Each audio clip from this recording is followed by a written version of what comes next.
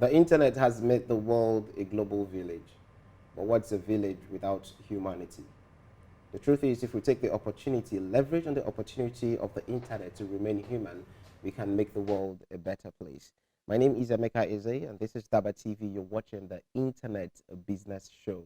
Today, I'm going to be talking to the founder of one of the most effective foundations in Lagos, Nigeria, and we're going to have chit chats and talk about how being human is going to help really change the world. I'm going to go on a short break, and when I come back, I'll bring to your screens ANITA HARRIS, my guest on the show today. Stay with me, I'll be right back.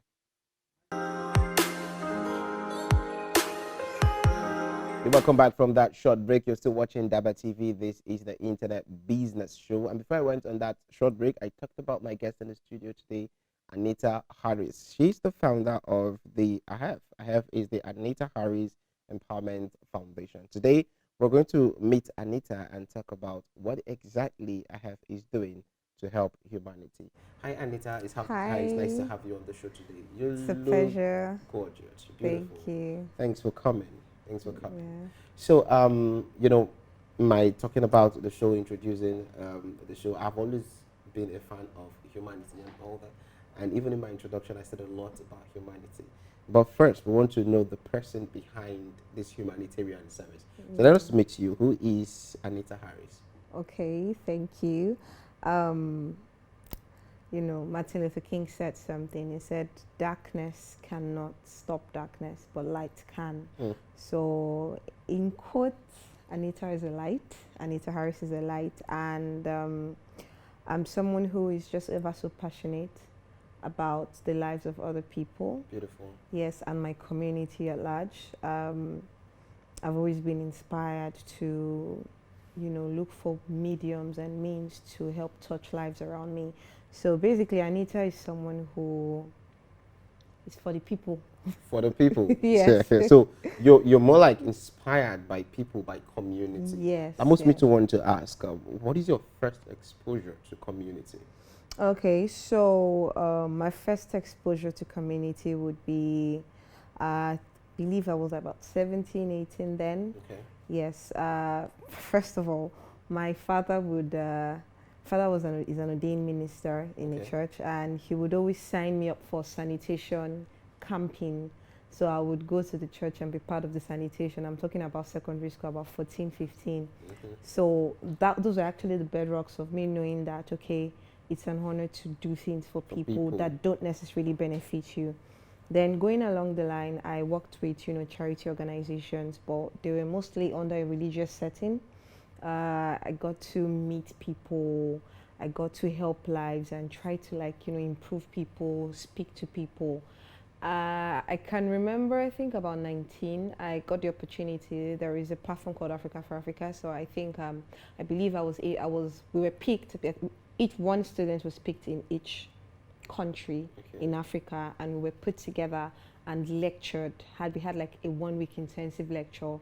I can remember that Obasanjo was part of the, you know, anchors of the program. Peter Obi, governors, honorables, they all came and educated us on, you know, the things that we require to stand out and make an impact in the society. And that was like those were my humble beginnings, and I got to see that, oh, I can actually do things, I can be better, I can contribute to the lives of other people. Yes. Beautiful. Yes. And today you're the founder of ANITA HARRIS Empowerment Foundation. Yes. Tell us, how long have you run ANITA HARRIS Empowerment Foundation? Okay, ANITA HARRIS Empowerment Foundation has started since about 2 years now. Okay. Yes, even though it's now coming into much more limelight now, but it's been running. You know, things have been going and projects have been run. You know the beautiful thing about this, you know, I'm interested in the part where it's ANITA HARRIS Empowerment Foundation, and it's beyond when it starts coming into limelight. As little as that little child needs to put something on their feet to walk, and you provide it. I want to count that as the beginning of something. Definitely. At 18, I can remember I started a little business then, and I had some savings, and there was this I think man who would come to our house. He's a young guy, and he was about like he was exposed more like an Agberu setting, and he was really wild, but you could tell that he wanted to be better, you know. So if someone was just telling me that, or like he was saying that if only could get a job, you know, something little that he could do, and I can remember then that we loaned, I bought bikes for about two of these people and loaned motorbikes, not bicycles. Bikes, Yes. motorbikes, and loaned it, like gave it to them, and more like a loan. Yes. That So they would pay back with time. Instrumentally over Yes, time. yes. So that is where it all started. Then from there, I would, you know, go to schools and hold conferences and talk to young Secondary people. schools at Secondary the time. schools, yes. Yeah, beautiful. So now I could see that it's not something you slept off and wake up one day and say, I want to be a philanthropist. Definitely not. So there is a Yes, beginning to this. So, yeah. but then around all this, what is one thing we can hold on to as a motivation factor, as a motivating factor that pulled you to getting really started and saying, I can do this, I can come all out for this? Well, I would really go back in time. My motivation would be, I can remember vividly, would be my family. While growing up, we're from an average home, pretty comfortable, average basically, and my parents would send me to meet my relatives in a much more rural area, and you know, just so that I can have a perfect blend of life. So I would see that, okay, a lot of people are not as privileged as you are. Yes, I had friends that were not exactly in my niche, they were in, you know, other sides of life, and I would see the way they thought. So that is when I understood that life isn't really about who you are or what you are, but your life is more about the privileges and opportunities that surrounds you. So that's when I got to realize that, oh, some people in these aspects of life, I'm not exactly better than them. I'm not even better than them. I'm just privileged to have some opportunities that they do not have. So that started, I can remember at some point, you know, while I was thinking about 10, 11, when you're going through puberty and you're just walking like this, and my father was like, come on, you don't be silly.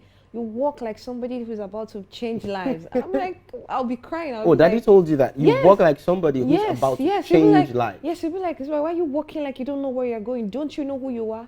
Don't you know that you can be the next minister? Don't you know you can be the...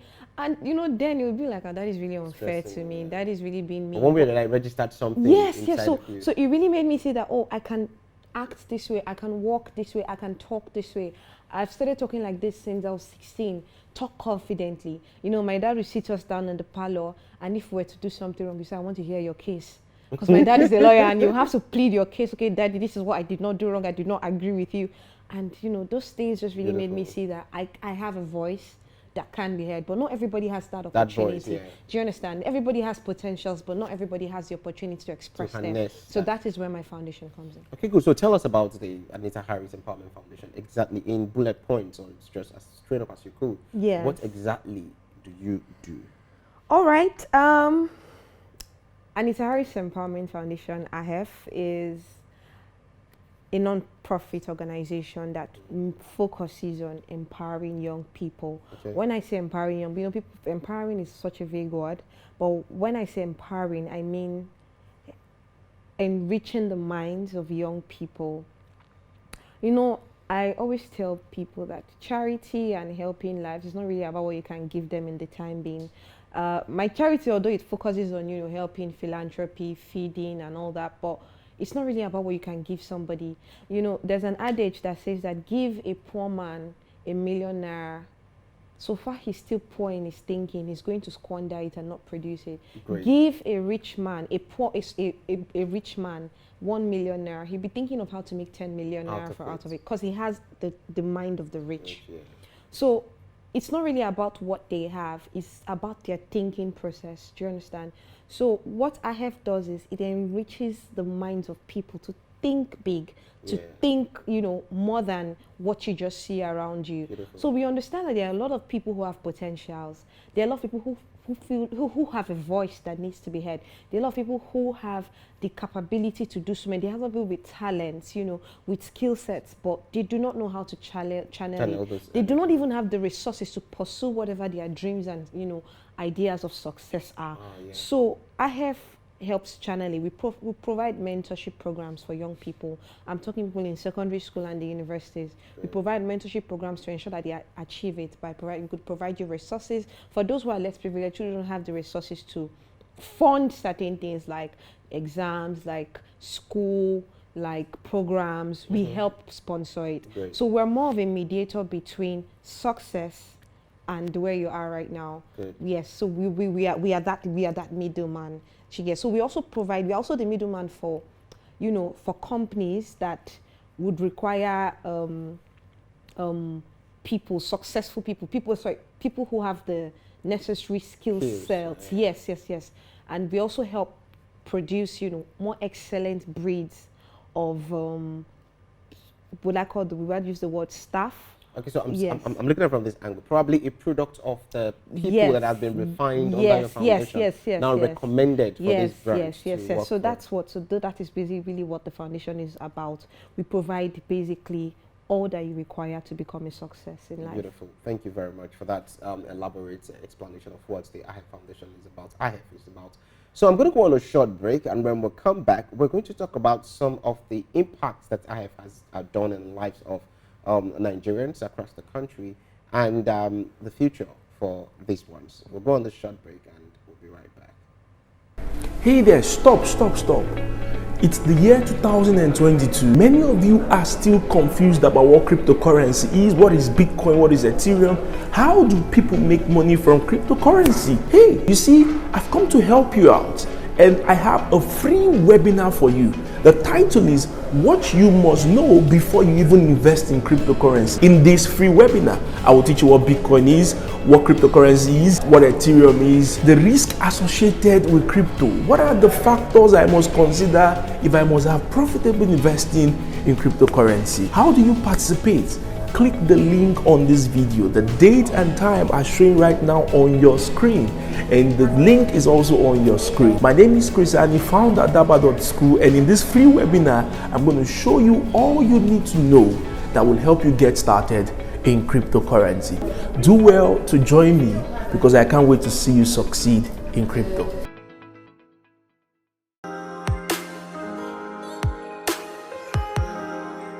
You're welcome back from that short break. You're still watching the Internet Business Show. My name is Emeka Eze, and this is DABA TV. We've been talking to ANITA Harris, the founder of the ANITA Harris Empowerment Foundation. And right now we're going to talk about the part where you mentioned that you actually are looking to impact on these young ones, skills and competencies, something like that. Now, what, if you could in particular, what kind of skills and competencies do you impact on these young ones? All right, so like I mentioned before, we hold conferences where we invite people who are, you know, in various success fields to come and address the students, you know, give them nuggets to being, to achieving whatever career path they wish to achieve.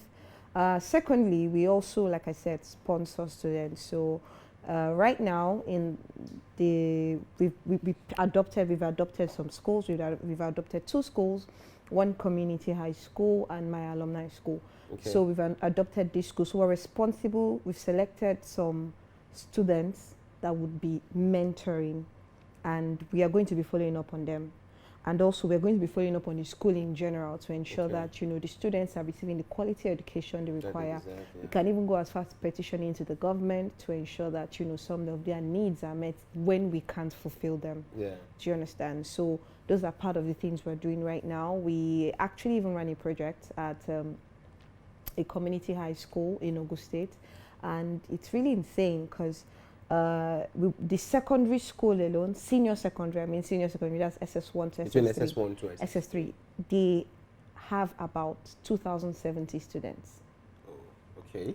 The classes are about, let's say, 8 classes, 9 classes. So imagine 9 classes. And when I mean 9 classes, the 9 classes can fit maybe 100 marks students. Like, I mean to the brim, with no space to lecture, 100 students. So imagine the fact that some students don't even bother coming to class. Do you understand? So in that kind of community, it's insane. The educational system is really, you know, unfavorable. So what we did was, I petitioned to, you know, some federal government and some companies to, you know, choose to help improve this school condition in that community school. And also, in fact, they use pit latrine. It's insane. At this 22nd century, you can see people using pit latrine. And we found out that because the community school, some of them, you know, the school fees is free. It's almost free. Do you understand? But there are some of the SS3 students, their best students, they were unable to pay for their WAEC. Can you imagine? And that's really so sad, because you find out that those kind of students, by the time they are doing excellently well in school, but they don't even have the resources to even further, they begin to turn into vices in their community. Whereas it's not like as though they don't have the potentials, but they don't just have the privilege and the opportunity to, you know, achieve what they want to achieve. Yes. So I can remember a day when the school reached out to us. We sent a representative for the foundation to go and overlook the school and check the conditions of the school. And just right there, we found out that, you know, that was the last day for the registration of the WAEC exams. And, you know, the representative was going there to like, oh, hello, this is what we do. And right there, the representative was like, oh, we need you today. Our best accounting student, the mom is a widow, doesn't have any resources to even take care of her and the child, talk less of paying for the child's WAEC. And the child is an excellent student. I got calls, I had to approve funding, and fundings were disbursed to pay for the WAEC immediately. And, you know, it was really such a great honor, the joy in our hearts to be able to meet that kind of at that point of need. It was really, really incredible. And you could just imagine if you went there, she'll probably have to wait till next year. So what happens to this child till next year? What kind of information is she fed? What kind of, you know, eventually she loses hope. She loses hope for a brighter future. She loses hope for a brighter age, a brighter day. And eventually, they go into unwanted pregnancies. They're going to, you know, they turn into vices in our community. So through that, eventually, by the time we did that, we found out, oh, that though our haircut closed, there's some people who we could pay for their NECOs, and we had to select a total of about 4 students. The other one, we have Aisha. Aisha is the one that we sponsored our WAEC in accounting. We have Emmanuel. Emmanuel is in engineering department, the best student in engineering department. I'm talking about a department of about 1,000 students. So imagine one child excelling and doesn't even have the resources to move on. So we paid for his NECO exams. We paid for Precious. Precious is the head girl of the Bafo Community High School, and Precious is an excellent child. When I was even speaking to the principal was like, Precious is GSS3. She'll wake up in the morning, get to school very early, try and organize the chairs, ask the teachers if there's anything they can do to make, you know, imagine so there is these young people. There's the hunger and I was so intrigued. It was so incredible. And, you know, immediately we also paid for their exams. Their parents were there. I'm sure probably you get pictures. Their parents were there. The parents were even crying at some point, you know, to show so much joy and encouragement that could bring. Do you understand? So that is really what we're after. We're after helping lives, you know, changing lives and really helping. There was a boy we paid for his JAMB of recent. This boy, his father is sick. His father is incapacitated, can't move, can't even walk. And, you know, they had to take a loan from the bank. Imagine taking a loan from the bank to pay for the child's WAEC. And now they can't pay for the JAMB. So, you know, there are cases like that where we're meeting the needs gradually, and we're helping provide solutions. And like I said, now we've adopted that school. We're going to be visiting them from time to time to check your things and things are in order. And it is with great hope that I hope that, you know, my petitions to other people would you know, consider, so that we can improve the educational conditions in those schools. That is really beautiful, ANITA Harris, and the impact you're making right now is one that is really affecting the lives of these children in a positive way. All right, ANITA, thank you very much for that particular impact that AHEF has actually made in the lives of these kids. And that moves me to want to ask, because obviously, to create an impact like this, you need exposure. And I'm interested, what role has the internet played in helping you get this exposure? I mean, the necessary exposure you need. Well, you need to, like, I'm sure we all agree that, you know, in this century, in this age, the internet goes a long way in so many things, in publicity, in feasibility, and truth is the internet has played a large role. We have an Instagram page. It's at ANITA _Harris _Foundation, and this recent project that we did a quick excerpt from it, and it's currently hitting 10,000 views. Wow, 10,000 views. Do you understand? So the internet alone has brought 10,000 people to view us without having to go and meet them and tell them what we do. So the internet is really important. We have our emails, we have a LinkedIn, and the website currently is in progress. So we're really, like, the internet is really giving us as much feasibility, more than we can, exponential feasibility, that's the word, than we can actually imagine. Oh, beautiful. And I'm so sure this is a business that has to do with putting yourself all out there for people. Yes, yes. Definitely there are challenges. Yes, you want to share some of your challenges? I know the most common challenges with funding. Yeah, funding and all that. So funding, yeah. What other, let's talk about all the challenges that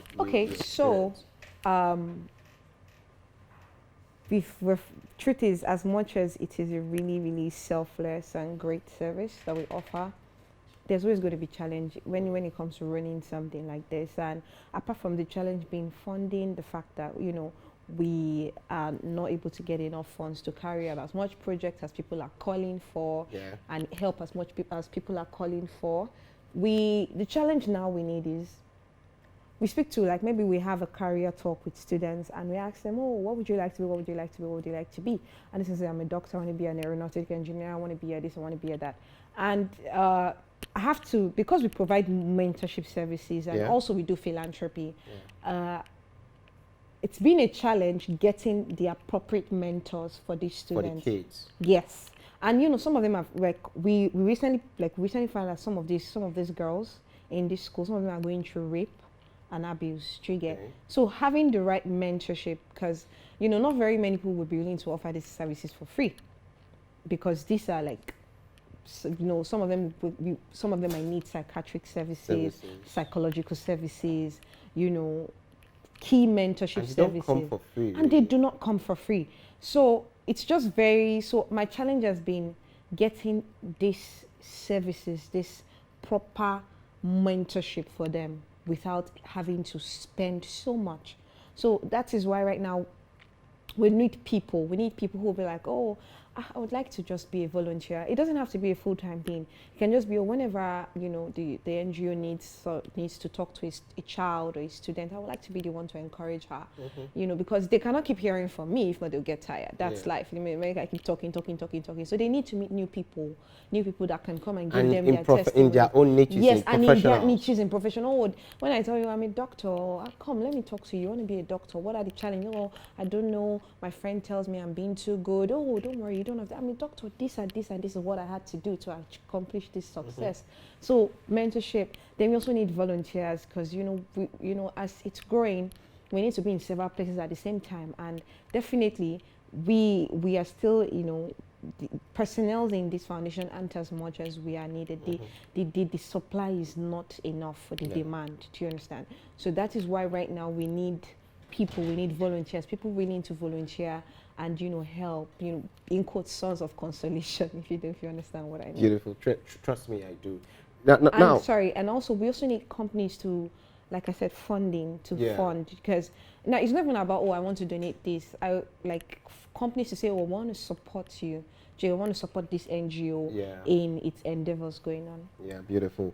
And, you know, when you are actually right about the things you really need and you approach the right cooperatives, the right companies to make that impact in the right places, it makes it easy. So apparently, it doesn't necessarily have to be monetary. Yes, it doesn't have to. It doesn't always have to be monetary. It could be other things. Yes, it has to be resources. In fact, we recently held a project on Sunday.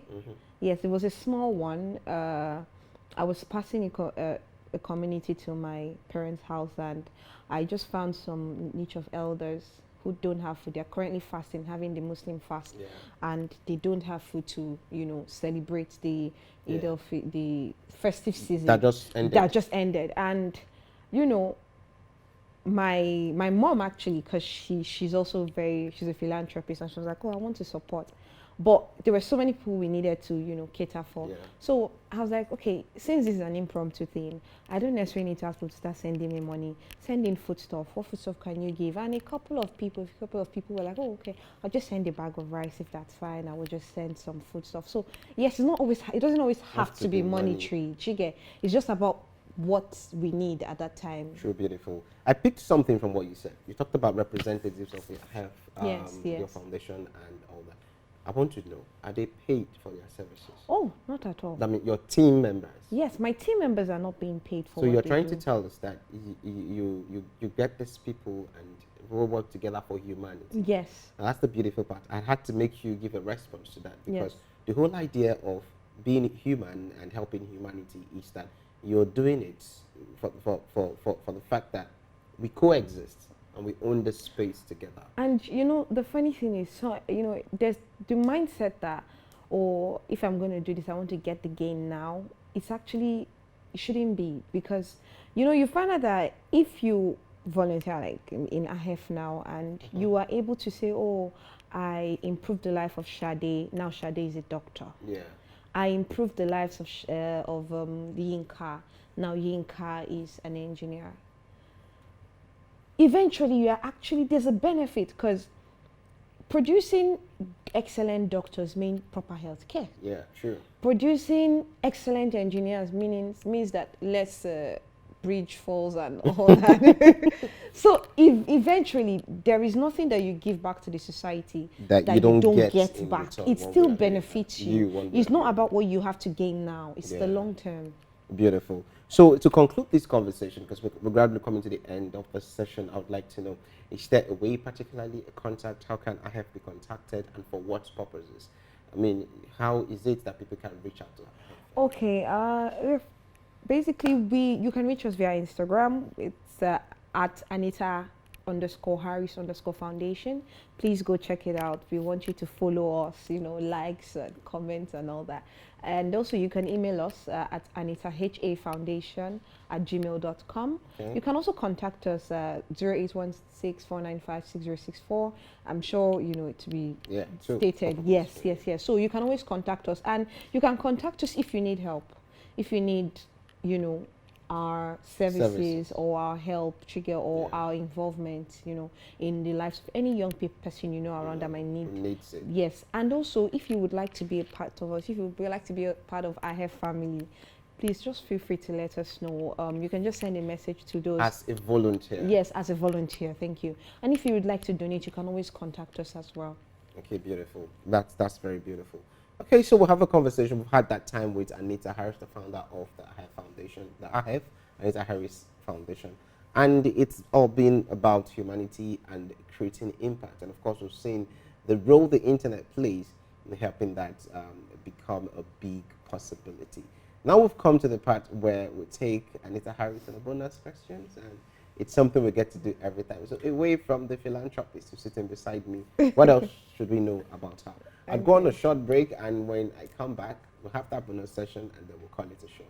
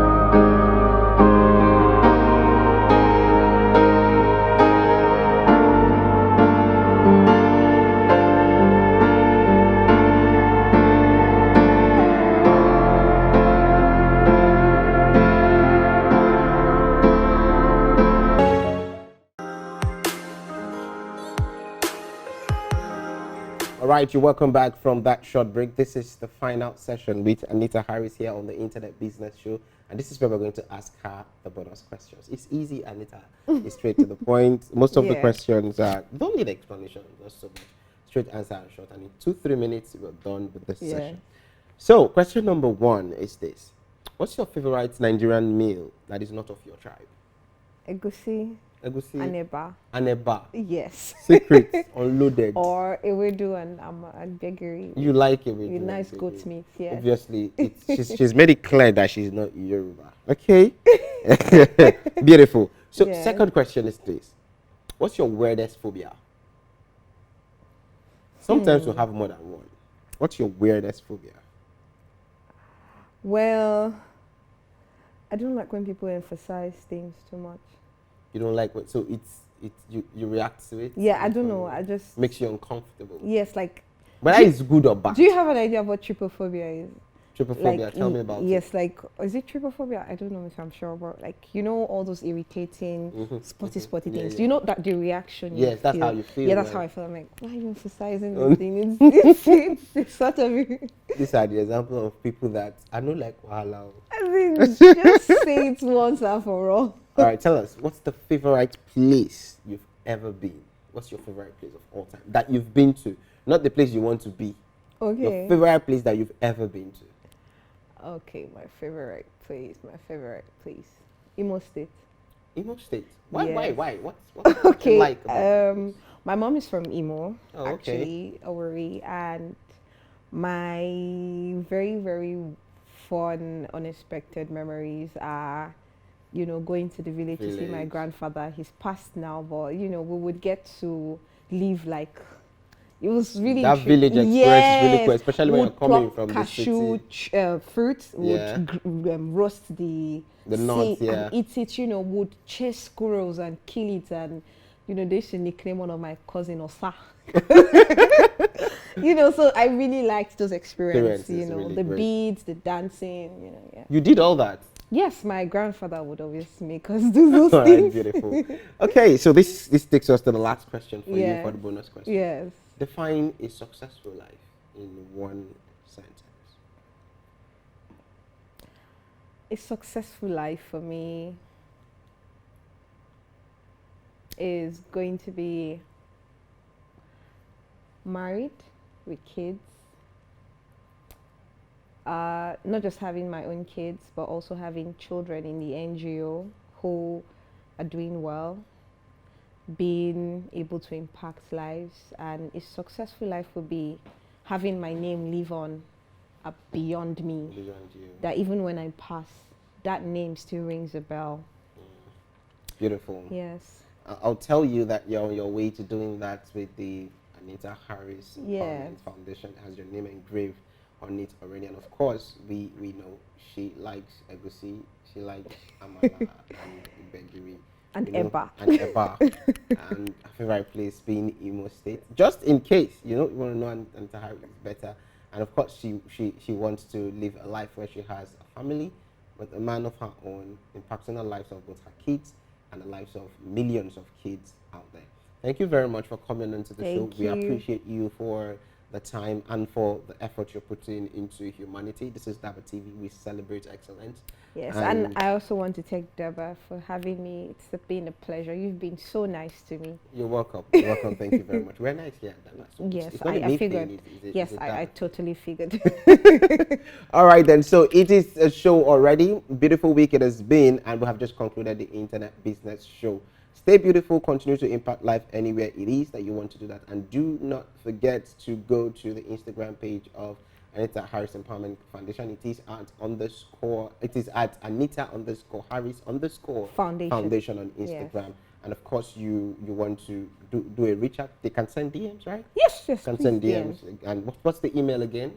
Anita at ANITAHAFoundation@gmail.com. You want to look at the camera and say it? At ANITAHAFoundation@gmail.com. So you can actually send an official email, and then of course the Instagram handle I just mentioned, drop a message, drop a chat, reach out and see the impact that the foundation is doing already. We love you from DABA TV and from the AHEF Foundation. Thank you. It's been an amazing show. Until we meet again next week, I remain Emeka Eze, and this is DABA TV.